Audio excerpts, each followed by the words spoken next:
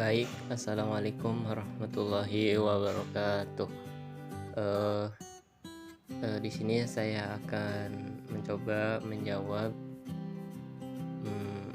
soal-soal ujian tengah semester MK Kewirausahaan dan Bisnis Syariah.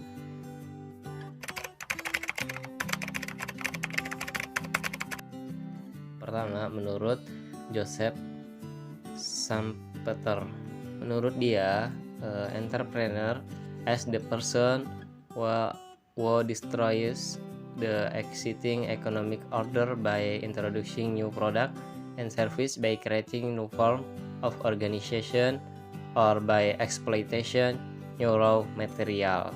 Yang kedua yaitu menurut Jim Merer. Beliau menjelaskan entrepreneur sebagai seorang yang menciptakan suatu usaha baru dengan menghadapi ketidakpastian dan resiko dengan maksud untuk mencapai keuntungan dan pertumbuhan usaha melalui pengidentifikasian peluang yang signifikan dan penggunaan sumber daya yang diperlukan. Yang ketiga yaitu menurut Kashmir, entrepreneur adalah orang yang berjiwa berani mengambil resiko untuk membuka usaha dalam berbagai kesempatan. Berjiwa berani mengambil resiko artinya bermental mandiri dan berani memulai usaha tanpa diliputi rasa takut atau cemas sekalipun dalam kondisi yang tidak pasti. Yang keempat, menurut Richard Cantillon, beliau mengaitkan entrepreneur dengan aktivitas menanggung resiko dalam perekonomian. Menurutnya, entrepreneur adalah agent who buys means of production are certain price in order to combine them. Yang terakhir, yang kelima, menurut Hisrich dan Peter, memaparkan kewirausahaan adalah proses menciptakan sesuatu yang lain atau sesuatu yang baru dengan menggunakan waktu dan kegiatan disertai modal dan risiko sosial, fisik, keuangan, dan menerima imbalan dalam bentuk uang, kepuasan serta kebebasan pribadi. Pertama yaitu the unexpected atau hal tak terduga. Yang kedua, ketidaksesuaian dalam kenyataan. Yang ketiga, invensi berdasarkan kebutuhan. Yang keempat, perubahan di dalam struktur industri. Yang kelima, perubahan di dalam demokrasi. Yang keenam, perubahan persepsi dan arti. Yang ketujuh atau yang terakhir yaitu ilmu pengetahuan baru.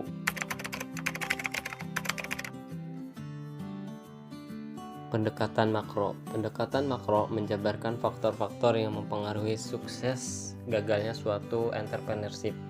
Faktor-faktor ini umumnya merupakan kondisi eksternal yang berada di luar kontrol sebagai entrepreneur. Dalam hal ini terdapat 3 aliran dalam pendekatan makro, yaitu yang pertama, aliran pemikiran lingkungan. Aliran pemikiran lingkungan ini berkaitan dengan faktor eksternal yang mempengaruhi gaya hidup entrepreneur. Faktor eksternal ini misalnya lingkungan sosial politik yang mempengaruhi pengembangan entrepreneurship dan kelompok sosial seperti teman dan kerabat yang mempengaruhi keinginan untuk menjadi entrepreneur. Yang kedua, aliran pemikiran finansial atau kapital. Aliran pemikiran finansial adalah proses pencarian kapital atau modal. Aliran pemikiran ini memandang keseluruhan aktivitas perusahaan dari sudut pandang manajemen finansial atau keuangan. Yang ketiga, aliran pemikiran displacement. Aliran ini berfokus pada fenomena kelompok. Seorang individu dipandang tidak akan mendirikan usaha kecuali individu tersebut dihambat untuk melakukan aktivitas lain. Yang kedua yaitu pendekatan mikro. Pendekatan mikro mengevaluasi faktor-faktor spesifik pada entrepreneurship. Entrepreneur potensial memiliki kemampuan atau kontrol untuk mengarahkan atau menyesuaikan keluaran dari setiap pengaruh dalam pendekatan ini. Tidak seperti halnya dengan pendekatan makro yang berfokus pada kejadian atau faktor dari luar, maka pendekatan mikro berfokus pada sesuatu dengan memandang dari dalam keluar. Terdapat 3 aliran pemikiran pada pendekatan mikro. Yang pertama, aliran pemikiran trade entrepreneurial. Terdapat ciri-ciri umum dari entrepreneur sukses seperti kreatif, rasa percaya diri tinggi, keinginan untuk maju, dan berani untuk menempuh resiko. Ciri-ciri ini apabila dapat ditumbuhkan akan memberi kemungkinan keberhasilan yang tinggi dari seorang entrepreneur. Yang kedua, aliran pemikiran peluang usaha. Aliran pemikiran peluang usaha ini berfokus pada aspek peluang dari pengembangan suatu usaha. Pengembangan ide yang tepat pada waktu yang tepat untuk pasar yang tepat dipandang merupakan kunci kesuksesan usahanya.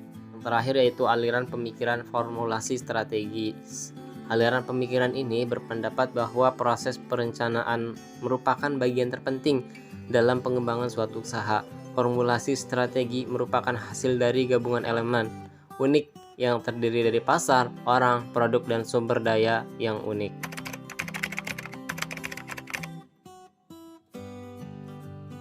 Suryana menjelaskan keterampilan kepemimpinan yang harus dimiliki entrepreneur adalah managerial skill. Managerial skill atau keterampilan manajerial merupakan bekal yang harus dimiliki entrepreneur.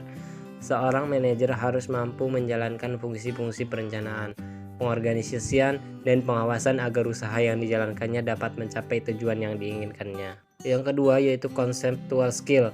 Kemampuan untuk merumuskan tujuan, kebijakan, dan strategi usaha merupakan landasan utama untuk menuju entrepreneur sukses. Yang ketiga yaitu human skill atau keterampilan memahami, mengerti, dan berkomunikasi berelasi.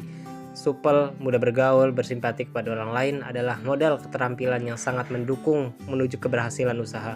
Yang keempat, decision making skill atau keterampilan merumuskan masalah dan mengambil keputusan. Entrepreneur dituntun untuk menganalisa situasi dan merumuskan masalah untuk dicarikan berbagai alternatif pemecahannya. Yang terakhir yaitu time managerial skill atau keterampilan mengatur dan menggunakan waktu.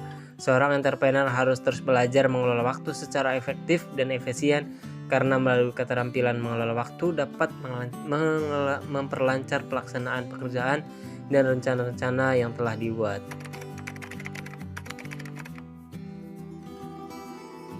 Bentuk organisasi retail yang pertama adalah corporate chain. Bentuk organisasi retail yang terdiri dari dua gerai atau lebih yang umumnya dimiliki dan dikontrol sendiri. Menjual produk yang sama dikirim dari kantor pusat dan memungkinkan menggunakan motif arsitektur yang seragam. Yang kedua adalah voluntary chain. Bentuk organisasi retail yang terdiri dari kelompok pedagang retail dalam pemilihan besar dan barang dagangan umum. Yang ketiga, retail korporatif. Bentuk organisasi retail yang terdiri atas sekelompok pedagang retail yang membentuk sebuah organisasi pembelian terpusat dan melakukan promosi bersama. Yang keempat, customer kooperatif. Bentuk organisasi retail yang merupakan tokoh retail yang dimiliki oleh para konsumen dengan menghimpun modal bersama. Mereka juga bisa membangun pabrik sendiri untuk dijual pada tokoh koperasi konsumsi ini. Yang kelima, franchise organization. Bentuk organisasi retail merupakan organisasi yang memperoleh hak guna paten dari franchisor untuk menjual produk sesuai dengan petunjuk dan peraturan serta kondisi yang telah ditetapkan. Yang terakhir yaitu merchandising conglomerate. Bentuk organisasi retail merupakan bentuk bebas dari perusahaan yang mengkombinasikan beberapa lini pedagang retail yang teridentifikasi di bawah satu kepemilikan dan mengintegrasikan fungsi distribusi dan manajemennya.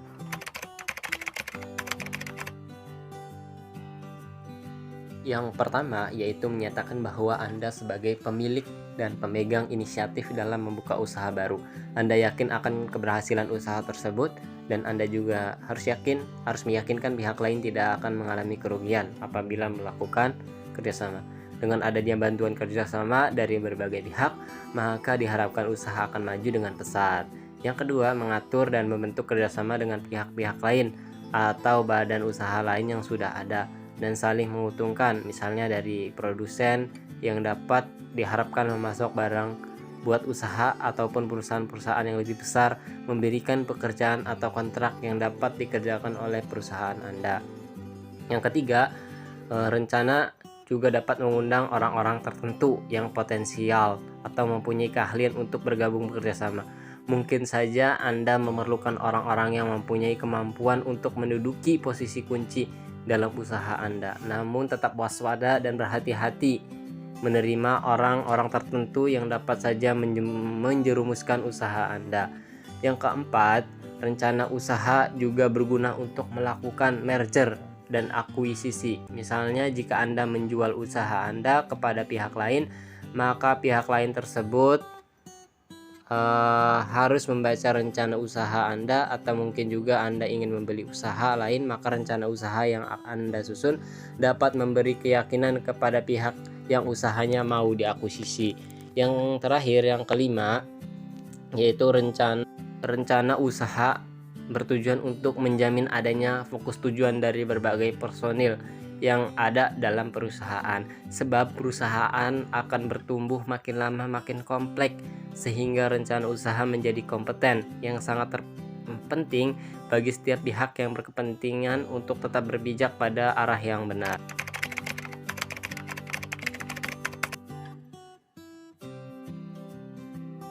Pun 5 alasan tersebut, yang pertama yaitu rencana usaha merupakan blueprint yang akan diikuti dalam operasional usaha. Hal ini mendorong entrepreneur untuk tetap kreatif dan konsentrasi pada tujuan yang telah ditetapkan. Yang kedua, rencana usaha merupakan alat untuk mencari dana atau modal sehingga berhasil dalam menjalankan usaha. Yang ketiga, rencana usaha merupakan alat komunikasi untuk menarik minat dan perhatian orang lain, pemasok, konsumen, penyandang dana. Melalui rencana usaha, pihak lain mengerti dan mengetahui tujuan dan operasional usaha yang akan dijalankan. Yang keempat, rencana usaha membuat entrepreneur dapat mengetahui langkah-langkah praktis menghadapi persaingan, promosi sehingga lebih efektif. Yang kelima, rencana usaha membuat pengawasan lebih mudah dalam operasionalnya, apakah mengikuti atau sesuai dengan rencana atau tidak. Yang pertama, usaha produksi atau manufacturing. Usaha produksi adalah usaha yang terkait dengan mengubah bahan baku menjadi produk. Oleh karena itu, sumber keunggulan usaha produksi dalam bersaing terkait dengan kualitas, kontinuitas, dan harga bahan baku yang dipasok oleh pemasok serta teknologi produksinya. Usaha produksi diklasifikasikan menjadi 2 tingkatan, yaitu primer dan juga sekunder. Produk primer mengacu pada penggalian sumber daya alam atau penggunaan sumber daya berada di dalam bumi, sedangkan usaha produksi sekunder merupakan lanjutannya. Sebagai contoh, kayu gelondongan yang dibuat papan dibuat furnitur, kapas dibuat benang, dan lain sebagainya. Yang kedua yaitu usaha perdagangan atau trading. Usaha perdagangan dapat dikelompokkan menjadi usaha retail dan distributor. Usaha retail adalah suatu kegiatan menjual barang atau jasa kepada konsumen akhir. Usaha retail ini merupakan mata rantai berakhir dalam penyaluran barang dari produsen sampai kepada konsumen akhir. Yang kedua, usaha distributor atau perdagangan besar. Segala aktivitas pemasaran yang menggerakkan barang dari produsen ke pedagang retail atau usaha marketing lainnya. Yang ketiga, yang terakhir, yaitu usaha jasa atau servis. Usaha jasa terkait dengan usaha yang mengandalkan pada sumber daya manusia sebagai keunggulan untuk bersaing.